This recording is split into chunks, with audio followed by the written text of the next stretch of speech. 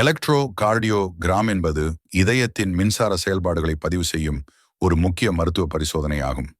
இதயத்தின் மின் துடிப்புகளை அளவிட இது பயன்படுகிறது. இதன் மூலம் இதயத்தின் ஆரோக்கிய நிலையை தீர்மானிக்கலாம். இதயத்தில் இயல்பாக மின்சார துடிப்புகள் எலக்ட்ரிக்கல் இம்பல்சஸ் உருவாகி இதயத்தை துடிக்க வைக்கின்றன. இசிஜி இயந்திரம் இந்த மின்சார துடிப்புகளை சரியான முறையில் பதிவு செய்து கிராஃபாக காட்டுகிறது. இசிஜி இயந்திரம் எப்படி செயல்படுகிறது? இதய மின்சார சோதனை சாதனம் 12 விதமான முன்னோட்டங்களில் லீட்ஸ் இதயத்தின் மின்சார இயக்கத்தை பதிவு செய்கிறது. இந்த முன்னோட்டங்கள் உடலின் வெவ்வேறு புள்ளிகளிலிருந்து தகவல்களை பெறுகின்றன. அதன் மூலம் பி அலை இதயத்தின் மின்சார தொடக்கம், QRS தொகுதி மின் துடிப்புகளின் பரவல், டி அலை இதயத்தின் மீளச் செயல்பாடு. இயேசு கிறிஸ்து வரலாற்று முன்னோடிகள். 1. முதல் கண்டுபிடிப்புகள் 18ஆம் நூற்றாண்டு. லூயிஜி கல்வானி என்ற விஞ்ஞானி மின்சாரம் உயிரினங்களில் உள்ள செல்களில் செயல்படுவதை ஆராய்ந்தார். இது மின்சாரம் உடல் செயல்பாடுகளை எப்படி பாதிக்கிறது என்பதை பற்றி ஆரம்ப புலமைகளை ஏற்படுத்தியது. 2ஆம் முதன்மையான இதய மின்சார அலைகளை அளவிட முயன்றார். 1872 அலெக்சாண்டர் மியூர்ஹெட் என்ற விஞ்ஞானி முதலில் மனித இதய மின்சார அலைகளை பதிவு செய்தார். 3ஆம் விஞ்ஞான முன்னேற்றம் ஆய்ந்தோவென் விலம் ஐண்டோவன் 20ஆம் நூற்றாண்டு. 20ஆம் நூற்றாண்டில் வில்லியம் ஐந்தோவென் இசிஜி இயந்திரத்தை உருவாக்கினார். அவருடைய கருவி தாரணசார தந்திகள் ஸ்ட்ரிங் கல்வானோமீட்டர் மூலம் இதய மின்சார அலைகளை பதிவு செய்ய திறனாக இருந்தது. இதற்கு 1924 நோபல் பரிசும் நோபல் பிரைஸ் வழங்கப்பட்டது. 4ஆம் நூற்றாண்டின் நடுப்பகுதியில் தசைகளின் மின்சார செயல்பாடுகளை பதிவு செய்யும் சாதனங்கள் சிறிய அளவிலும் துல்லியமாகவும் வடிவமைக்கப்பட்டன. இன்றைய காலத்தில் டிஜிட்டல் தொழில்நுட்பத்தின் உதவியுடன் இசிஜி கருவி முழுமையாக மேம்படுத்தப்பட்டுள்ளது. எளிய கோடிட்டில் 1786 லூயி கால்வானி மின்சாரத்தில் ஆராய்ச்சி.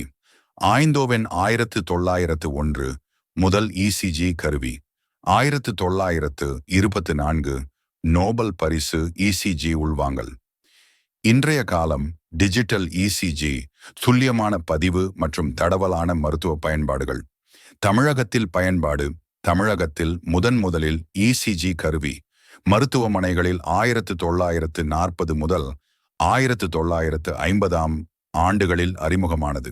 அதன்பின் இது கிராமப்புறங்கள் வரை விரிவடைந்தது. இதய மின் தகடுகள் உடலில் சரியான இடங்களில் வைக்கப்பட வேண்டும். இது இதயத்தின் மின்சார செயல்பாட்டை துல்லியமாக பதிவு செய்வதற்காக தேவையானது.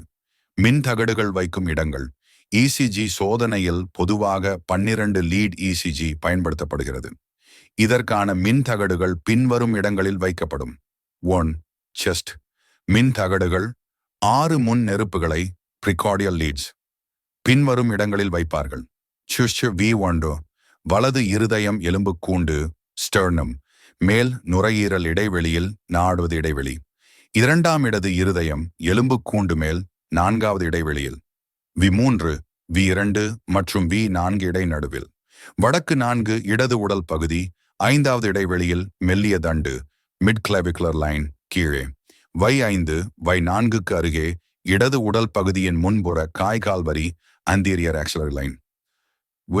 V5க்கு அருகே இடது உடல் பகுதியின் நடு காய்கால் வரி mid auxiliary line.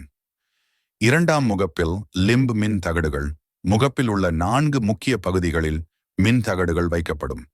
Right arm RA வலது கையை பயன்படுத்தி தோளின் கீழ்ப்பகுதியில். லெஃப்ட் ஆர்ம் LA இடது கையை பயன்படுத்தி தோளின் கீழ்ப்பகுதியில். வலது காலின் கீழ்ப்பகுதி அதிகாரம் அல்லது நியாயமாக்குதல். லெஃப்ட் லெக் யானா இடது காலின் கீழ்ப்பகுதி. 3ஆம் நியூட்ரல் எலக்ட்ரோடு வலது காலில் RL மின்சார தடை எலக்ட்ரோடு வைக்கப்படுகிறது. இது மின்சாரம் நிலைமையாக்குவதற்காக பயன்படுகிறது. மின் சுழற்சி பதிவு. இசிஜி பயன்பாடுகள். இசிஜி என்பது இதய நோய்களை கண்டறிய மற்றும் மேலாண்மை செய்ய பயன்படும் முக்கியமான மருத்துவ கருவியாகும். அதன் பயன்பாடுகள். 1. இதய துடிப்பின் முறைமைகள் அரித்திமியாக்கள் கண்டறிதல். இதய துடிப்பின் அதிதூர்திரம் தசிகார்டியா, மந்தம் பிராடிகார்டியா அல்லது விதிவிலக்கான துடிப்புகளை கண்டறிகிறது. 2வது இதய குடைச்சல் நோய் ஹார்ட் அட்டாக் கண்டறிதல். இதயத்தில் தசை பாதிப்பு மயோகார்டியல் இன்ஃபாக்ஷன் ஏற்பட்டதா என்பதை காட்டுகிறது. மூன்றாம் மார்புத் தொல்லையின் காரணம் அறிதல்.